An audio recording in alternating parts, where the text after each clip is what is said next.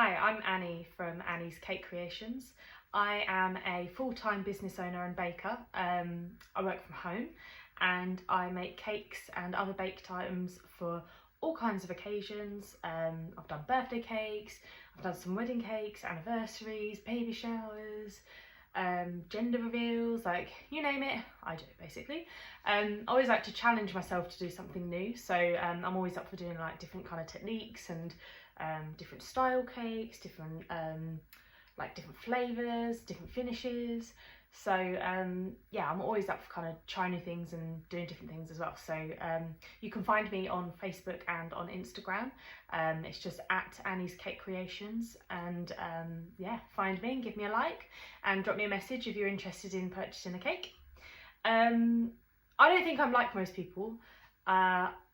That is to say that I feel like I'm perhaps considered quirky, a little bit different to maybe some of the other people you might come across. I feel like I'm quite chatty and I'm quite bubbly, but there's also something else that's quite unique about me.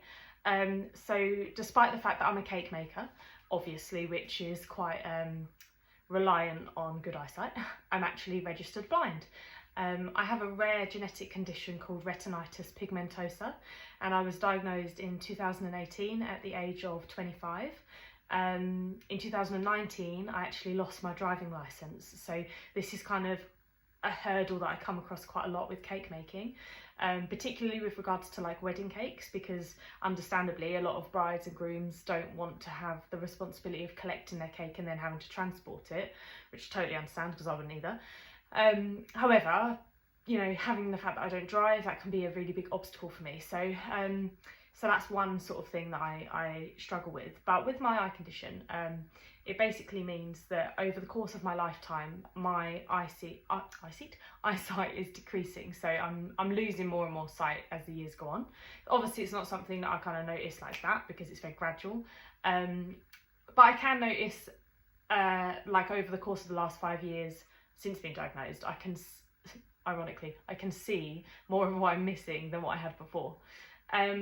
With regards to cake making, I have my central vision, so I can see kind of like what I'm directly looking at, and I have some vision to the very far periphery, but the kind of section that I'm missing is like what I would describe as like mid-periphery, so it's kind of like a ring around my eyes. And it's not black, it's not any colour, it's not even really obvious that I can't see it really, because it's kind of like imagining to look out of the back of your head. Well, you can't because you don't have eyes there. It's not black, it's just nothing. And that's kind of how that loop, that sort of like that ring is. So when I'm making cakes and baking and stuff, as long as I'm looking directly at what I'm doing, I'm fine.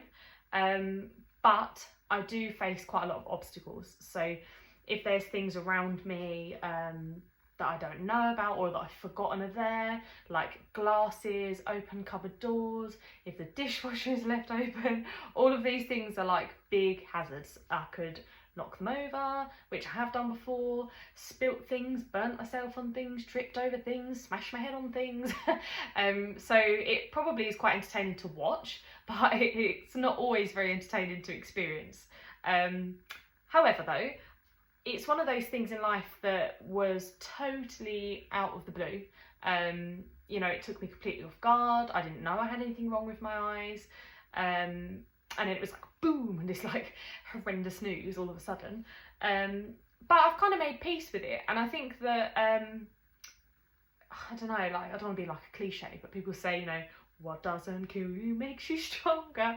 And I do kind of feel like that's sort of what happens with me, because I don't really think it's like a big deal in my head really, but it is obviously. And I think that for anybody that all of a sudden gets this like crazy diagnosis that they weren't expecting, that's totally out of the blue, you'd be like, what? No, it's like a mistake, that can't be me. And it's very difficult to digest at first. But I think that it kind of adds to my personality, it adds to my quirkiness, and I actually think that it makes my business more special, because I think that, I mean, the reality is that my days of cake making are numbered, and I will be very unlikely to be able to do this for my whole life, I know that, because there will come a point where I'll just be like, well, what's the point? I literally can't see what I'm doing and I'm just going to ruin the cake. So I will have to call it a day at some point. And so my kind of goal is that I want to kind of achieve something early on so that I can look back when I'm older, if you'll pardon the pun, and think, God, like, can you believe once I was a cake maker and I own this huge successful business that's kind of grown on its own since I stopped, and I want it to kind of be that I can have like a shop one day and have team members that I can train up and kind of make Annie's Cake Creations more than just, hey, I'm Annie, give me an order. I want it to be a lot more than that. And so, yeah, so because of that, I feel like I'm kind of on like a mission, and I do feel a little bit like I'm going like 100 miles an hour all the time, because I'm very reluctant where possible to turn down orders, even if I'm fully booked, because I think, oh, you never know, like one day I will look back on this and think, oh, I wish I'd have taken more orders when I could.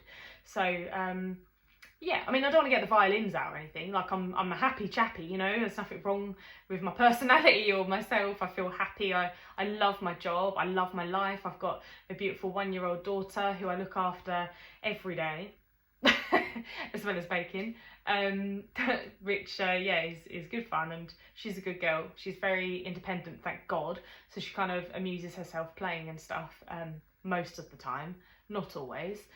There have been a lot of late night finishes for me because I've not been able to do anything while she's awake. But, I'm not complaining, because I think I'm so lucky to have what I have, especially given my eye condition, because the other thing about it is that everyone who has my condition has different variants of it, and it can also degenerate at different time frames. So, some people might get diagnosed as a child, some people might get diagnosed way into adulthood, elderly age, all sorts of things. And then it could be the case that you get diagnosed and within 5 years your eyesight has deteriorated to a point where you don't have much eyesight left.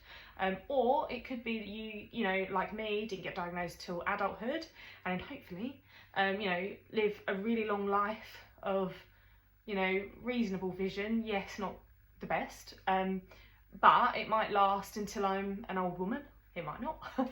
So, yeah, so I think it just makes me feel quite grateful for what I have, and extra passionate about what I do. And I've always been creative. I did a degree in fashion and textiles. I used to do, I was also freelance print and textile designer. I worked with babies wear and children's wear. I've always done, like paintings, drawings, print. I've always been really hands-on, and recently, in the last kind of couple of years, like, it's sort of random really how it happened, but I think that's probably a discussion for like another video. But yeah, it's all kind of turned towards cake, and I've always had a sweet tooth. It's like sweet tooth, creativity put together, cake.